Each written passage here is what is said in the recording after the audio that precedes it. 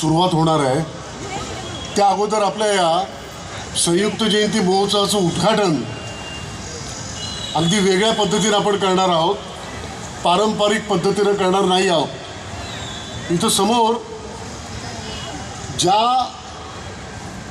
आंबेडकरी कार्यकर्त्यांनी आपलं आयुष्य चळवळीमध्ये घालवलं त्यापैकी आता इथे TM गायकवाड आलेले आहेत, तुकाराम महादू गायकवाड, ज्यांचं वय आता 93 आहे, ज्यांनी पॅन्थरमध्ये माझ्याबरोबर काम केलं आहे।